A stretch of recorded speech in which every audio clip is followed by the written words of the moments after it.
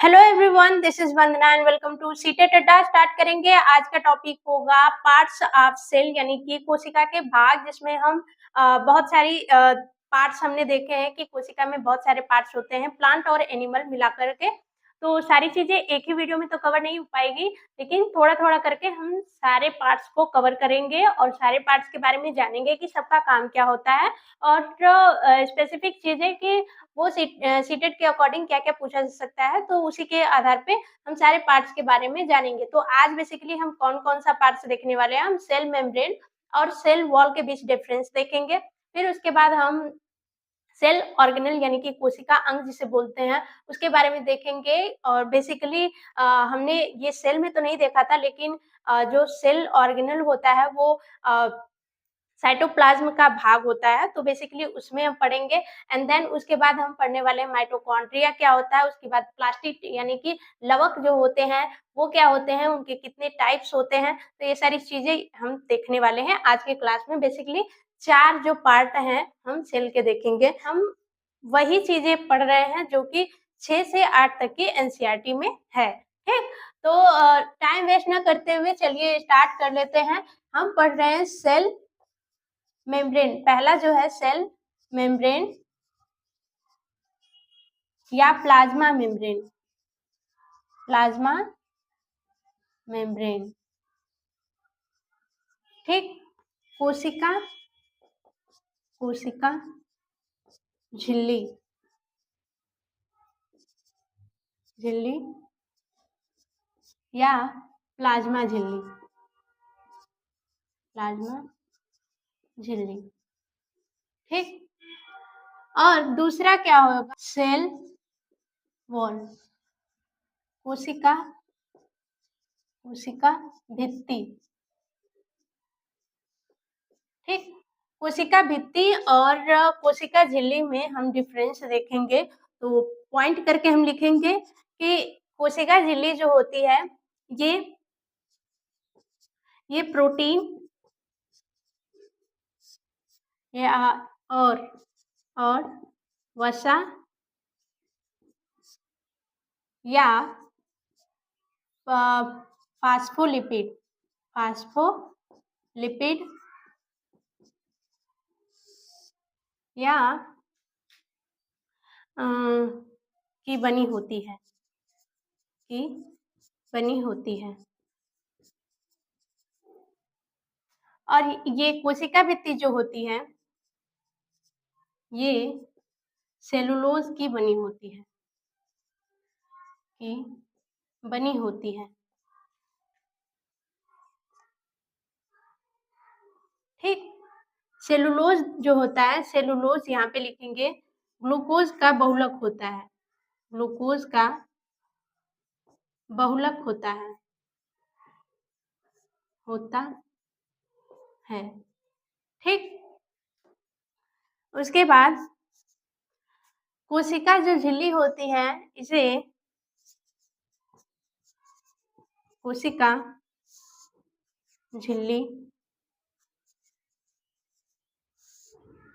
को अर्ध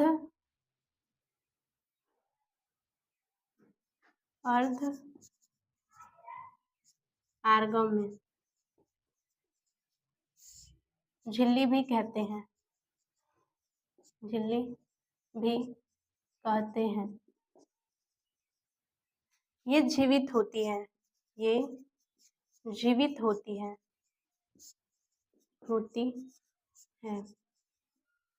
इसे पारगम्य झिल्ली बोलते हैं, इसे पारगम्य झिल्ली बोलते हैं, कहते हैं, ठीक। और ये मृत होती है, ये मृत होती है, ठीक। जो कोशिका भित्ति होती है ये कोशिका झिल्ली जो जीव और प्लांट दोनों में होती है,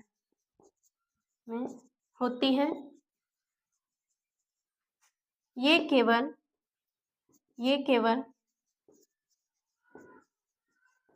पादप में होती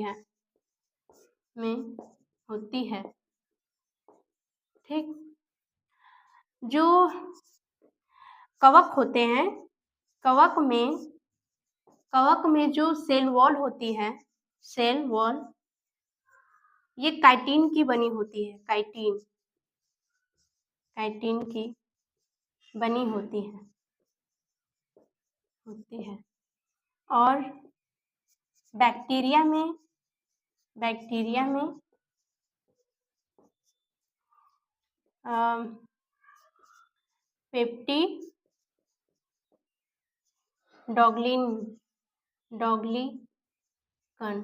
पेप्टिडॉग्लिकन की बनी होती है,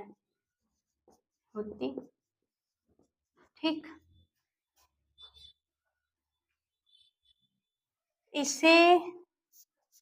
इसे सेलेक्टिव मेम्ब्रेन भी बोलते हैं, मेम्ब्रेन भी कहते हैं, ठीक। या लाइपोप्रोटीन भी लिख सकते हैं, या लाइपोप्रोटीन।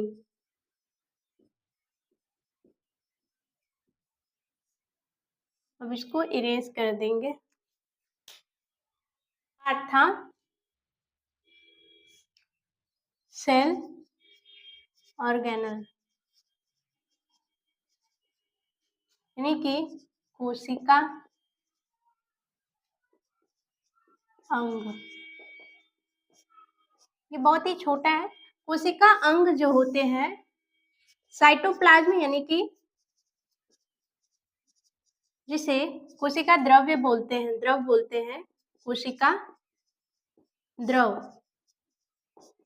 द्रव में छोटी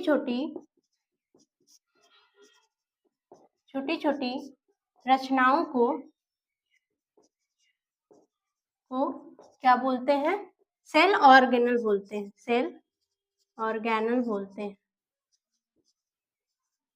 कहते हैं, ठीक। उसके बाद आ जाते हैं माइटोकॉन्ड्रिया पे। ये दूसरा था। तीसरा पार्ट आ जाते हैं माइटोकॉन्ड्रिया पे।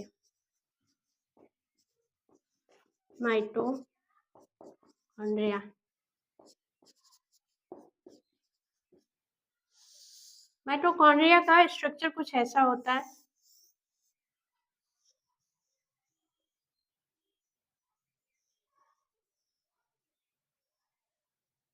ठीक है, ऐसा कुछ स्ट्रक्चर होता है माइटोकॉन्ड्रिया का, ठीक। माइटोकॉन्ड्रिया के बारे में जान लेते हैं। पहला पॉइंट, माइटोकॉन्ड्रिया को से लिखेंगे, इसे सेल का पावर हाउस बोलते हैं, पावर हाउस या ऊर्जा गृह, या फ्यूरेंस बोलते हैं, फ्यूरेंस या भट्टी बोलते हैं, भट्टी कहते हैं, ठीक। इसमें श्वसन की प्रक्रिया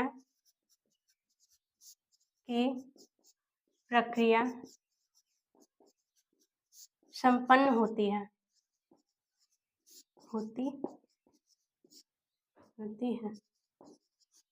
हो सकते हैं। The process of respiration take place in mitochondria, यहाँ पे लिख सकते हैं process of respiration take place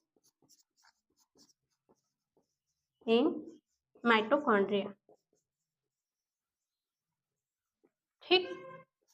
यानी कि माइटोकॉन्ड्रिया में रेस्पिरेशन यानी श्वसन की प्रक्रिया होती है, ठीक। नेक्स्ट पॉइंट जानेंगे कि श्वसन से जो ऊर्जा निर्मुक्त होती है,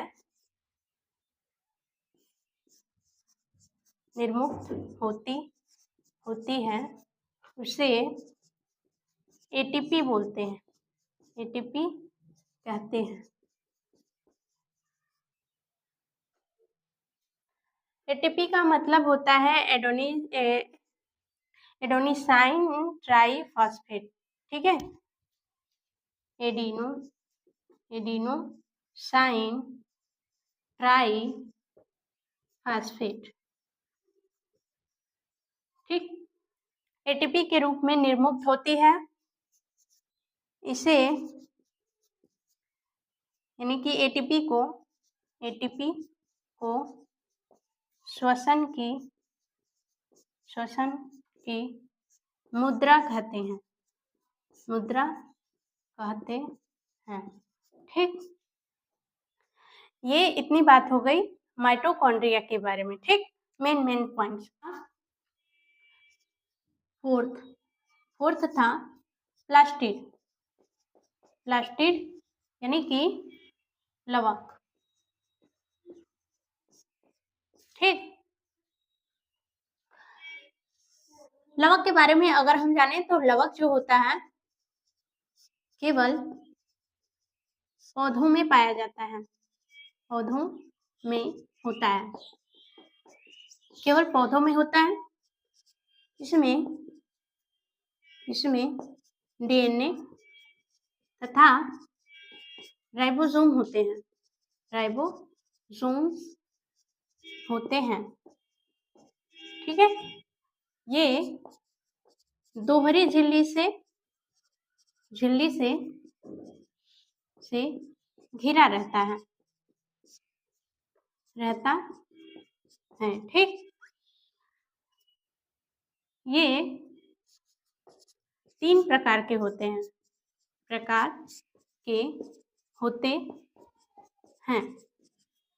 पहला 3 प्रकार के कौन कौन से भाई? पहला होता है क्लोरोप्लास्ट, ठीक है, हरित लवक, ठीक। दूसरा होता है क्रोमोप्लास्ट यानी कि वर्डी लवक, और तीसरा होता है ल्यूकोप्लास्ट अवर्डी लवक।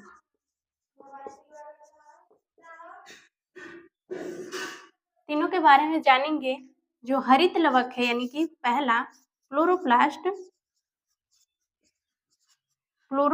जो है, क्लोरोप्लास्ट को इसे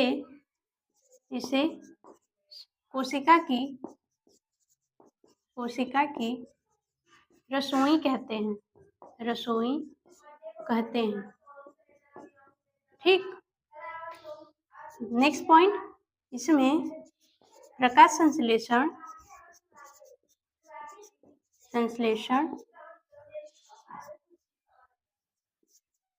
की प्रक्रिया होती है,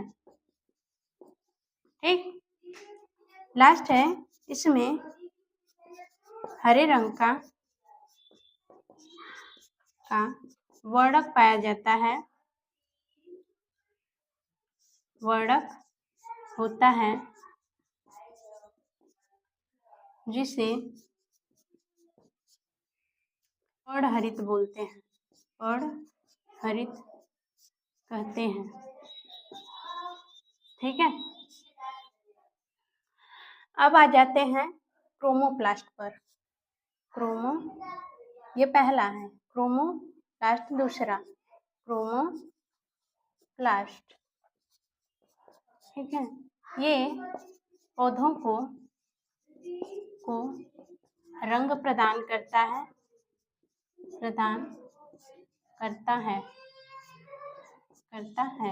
ठीक। जैसे इसमें वर्णक हो गए, लाइकोपीन जो टोमेटो में होता है, किसमें? टोमेटो में, ठीक। कैरोटीन जो होता है कैरेट में, ठीक। तो ये सब क्या है? लाइकोपीन, कैरोटीन, ये क्या है, वर्णक है। ठीक, फिर आ जाते हैं लास्ट जो ल्यूकोपीन है, ल्यूकोप्लास्ट। ल्यूकोप्लास्ट जो होता है इसमें वर्णक एब्सेंट होते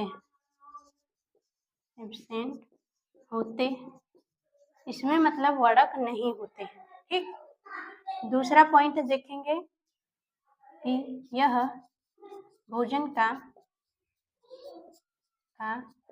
संग्रहण करता है, भोजन को संग्रहित करता है। ठीक है, तो आज के क्लास में इतना रहने देते हैं। कुछ पार्ट्स भी बाकी है, कुछ क्या आधा से ज़्यादा पार्ट्स बाकी हैं, तो बाकी करेंगे नेक्स्ट वीडियो में। बेसिकली हमारा मेन काम ये है कि सभी पार्ट के काम क्या होते हैं और मेन चीज़ें सभी पार्ट के बारे में हमें देखना है। तो नए हैं चैनल पे, चैनल को सब्सक्राइब कर लीजिएगा, क्योंकि ये क्लास 6 to 8 की एनसीईआरटी की थ्योरी प्रोवाइड कर रही है और आप लोगों को पेपर 2 में सीधा हेल्प करेगी। Bye bye, take care, thanks for watching.